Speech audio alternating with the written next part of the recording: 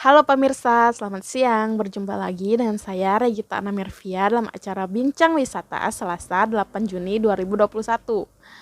Hari ini saya tidak sendiri. Saya akan berbincang virtual dengan Clarista. Ia adalah tour guide yang bekerja di sebuah perusahaan tour and travel. Nah, pada pertemuan kali ini kita akan membahas tentang Pulau Belitung. Di mana sih Pulau Belitung? Ada apa aja sih di Pulau Belitung? Oke, langsung saja kita berbincang dengannya. Halo Clarista, apa kabar? Puji Tuhan, kabar baik. Bagaimana kondisi Pulau Belitung di pandemi saat ini? Di sini masih terpantau aman. Di Belitung sendiri, masyarakat masih banyak yang melakukan kegiatan di luar rumah. Namun memang kita mengikuti protokol kesehatan tentunya ya. Memakai masker, menjaga jarak, dan mencuci tangan. Saya ingin bertanya tentang Pulau Belitung. Di mana sih letak Pulau Belitung? Ya, jadi untuk letak persisnya Pulau Belitung sendiri, dia berada di lepas pantai timur Sumatera dan diapit oleh Selat Gaspar serta Selat Karimata, di mana pulau ini termasuk dalam Provinsi Bangka Belitung, namun berbeda dengan Bangka ya, dan merupakan kabupatennya tersendiri. Untuk lebih jelasnya mungkin bisa dilihat pada Google Maps untuk letak-letaknya, dan untuk gambaran di situ banyak banget tempat-tempat wisata yang sudah bisa terlihat. Bagaimana potensi pariwisata di Pulau Belitung? Ya, jadi untuk potensi pariwisata di Belitung sebenarnya sangat besar karena kita memiliki berbagai macam dan beragam destinasi pastinya. Mulai dari wisata laut, sejarah, wisata alam, dan wisata kuliner tentunya. Tetapi menurut saya potensi itu harus dikembangkan lagi dan ditata secara serius karena bisa meningkatkan nilai tawar yang sangat signifikan untuk meningkatkan kesejahteraan masyarakat setempatnya ya. Juga ini menjadi salah satu fokus utama di Belitung karena banyak banget pantai-pantai bagus dan laut yang bagus untuk dikunjungi menjadi tempat pariwisata. Namun dengan upaya pemerintah yang masih belum maksimal, pantai ini menjadi kurang diiklankan. Sejak kapan pariwisata di Belitung mulai ramai? Nah, Belitung sendiri mulai terkenal dari sejak film Laskar Pelangi. Pasti kalian tahu dong film Laskar Pelangi. Itu menunjukkan tempat-tempat yang memang memiliki kisahnya sendiri. Mulai dari tempat untuk sejarahnya, lalu pemandangannya yang pastinya indah. Nah, hal ini Laskar Pelangi sendiri kan memang diangkat dari sebuah buku tentang anak Belitung yang dalam perjuangannya menggapai pendidikan. Sejak saat itu, wisatawan yang datang ke Belitung mulai meningkat. Di mana saja sih objek wisata di Pulau Belitung? Baik, jadi untuk wisata pantainya sendiri, kami memiliki 3 pantai utama, yaitu ada Pantai Tanjung Tinggi, Pantai Serdang, dan Pantai Punai. Untuk pulaunya, kami memiliki Pulau Lengkuas, Pulau Burung, dan Pulau Pasir. Lalu ada juga tempat sejarah, ada Museum Kata Andrea Hirata, di mana Andrea Hirata merupakan penulis tadi Laskar Pelangi. Lalu juga ada Bendungan Pice dan replika dari SD Muhammadiyah di Laskar Pelangi. Yang terakhir kita juga pastinya memiliki wisata alam. Ada wisata alam Batu Mentas, Danau Kaulin, dan air terjun Gurok Beraye. Apa saja fasilitas yang disediakan di objek wisata? Untuk fasilitasnya tentunya di Belitung sudah lengkap ya. Kita menyediakan WC umum, musola umum, tempat untuk beristirahat. Hotel-hotel sudah banyak, sudah bintang 5. Lalu juga kita menyediakan souvenir store atau tempat oleh-oleh, tempat makan, kuliner yang pastinya banyak dan enak-enak. Apa aja sih produk pariwisata yang dijual di Belitung? Ya, untuk produk sendiri kita beragam banget sih. Ada mulai dari sirup jeruk kunci, itu tuh seperti minuman khas Belitung, berasal dari perasan air jeruk kunci dan sedikit ada tambahan gulanya. Jeruk kuncinya sendiri ini berukuran kecil, tidak sampai seukuran bola pingpong lah ya. Ini enak banget, kalian harus coba. Lalu ada kepiting isi juga. Makanan ini berbahan dasar kepiting pastinya, yang isinya dikeluarkan dari cangkang, lalu dicampurkan ke dalam tepung dan bumbu khusus, dimasukkan kembali ke cangkangnya. Setelah itu digoreng dan disantap bersama dengan cangkangnya. Ini juga top, kalian harus coba kalau ke Belitung ya. Lalu yang terakhir saya rekomendasikan sih ada lada putih. Lada putih ini bisa menjadi oleh-oleh untuk kalian bawa pulang.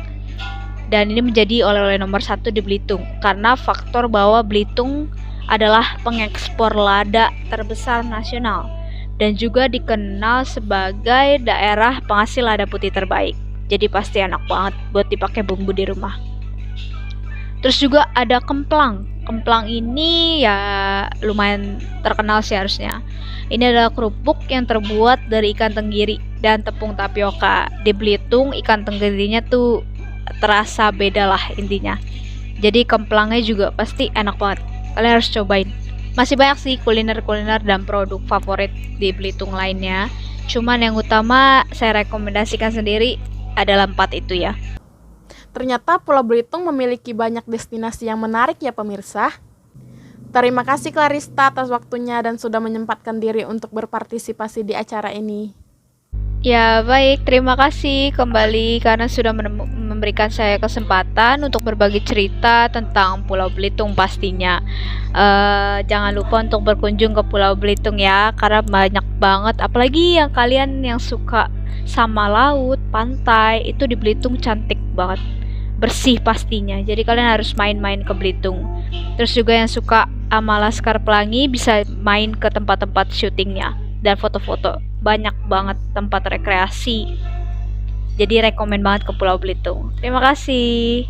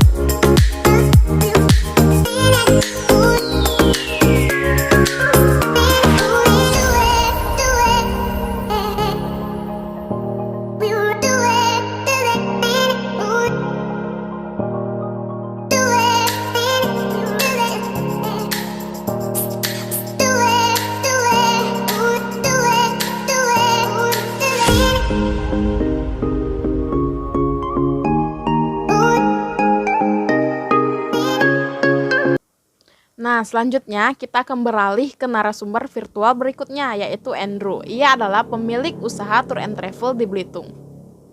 Selamat siang Andrew, apa kabar? Selamat siang Regita, puji Tuhan kabar baik. Oke, langsung kita mulai aja ya. Dalam melakukan promosi, media apa aja sih yang Anda gunakan?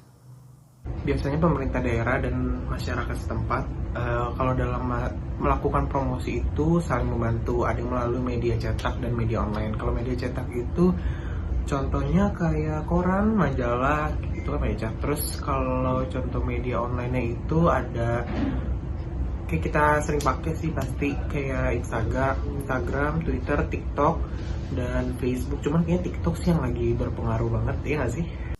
Sepertinya iya, karena TikTok sedang booming ya sekarang. Nah, menurut Anda, dalam melakukan promosi, lebih mudah menggunakan media online atau media cetak? Kalau dibandingkan media cetak, saya lebih milih media online sih ya, karena media online itu bisa diakses di mana aja, kapan aja kita mau upload itu bebas. Kalau media cetak tuh sebenarnya itu oke juga, cuman yang saya tahu ya, media cetak itu butuh step, nggak bisa langsung asal publish itu nggak bisa, dan dia kan mesti ada tanggal penerbitan kan, jadi agak lama sih sebenarnya. Apakah selama pandemi COVID-19 ini wisatawan yang berkunjung masih sebanyak sebelumnya? Tentu tidak, akibat pandemi COVID-19, bahkan bukan hanya pariwisata, banyak di bidang lain ya, yang pastinya drop. Cuman emang yang kita tahu pariwisata emang anjlok banget. Fun fact-nya dari dia turun 75% dari di tahun 2019, mencapai 349.000 wisatawan, dan tercatat di November 2020 turun hingga 109.000 wisatawan. Nah, menurut Anda ada nggak sih tren wisata baru di era new normal ini? Tentu ada dong tren yang kita lakukan. Kita membuat inovasi seperti virtual tourism, itu menggunakan teknologi. Jadi kita hanya membutuhkan yang namanya internet untuk mengakses video call kayak gini. Memang terkesan aneh karena kita belum biasa sih melakukan ini. Sebagai pemilik usaha tour and travel nih, apa aja sih yang harus kita siapkan di era new normal ini? Yang pertama, kita sebagai pebisnis di dunia travel tentunya harus menaati protokol kesehatan yang telah dianjurkan pemerintah. Yang kedua, kita sebagai pebisnis juga kan pastinya punya karyawan ya, dan semua karyawan kita harus melakukan protokol kesehatan sebelum ia melaksanakan pekerjaannya. Yang ketiga ini terpenting sih, merubah mindset, cara berpikir, strategi pemasaran agar wisatawan lokal setidaknya bisa kembali untuk melakukan travel. Apa saja yang harus disiapkan wisatawan di era new normal ini? Tentunya wisatawan harus menggunakan masker, membawa sanitizer, ya ini aja, melakukan protokol kesehatan yang berlaku aja. Dan ini yang terpenting, cuman mungkin nggak banyak orang sadar sih. Menurut saya membawa alat ibadah sendiri itu pentingnya, terutama bagi umat muslim, karena setahu saya mereka itu melakukan sholat itu 5 waktu kan. Jadi kalau misal pakai pakaian umum agak bahaya sih. Terima kasih Andrew atas waktunya dan telah menyempatkan diri untuk berpartisipasi di acara ini. Siap, terima kasih Regita.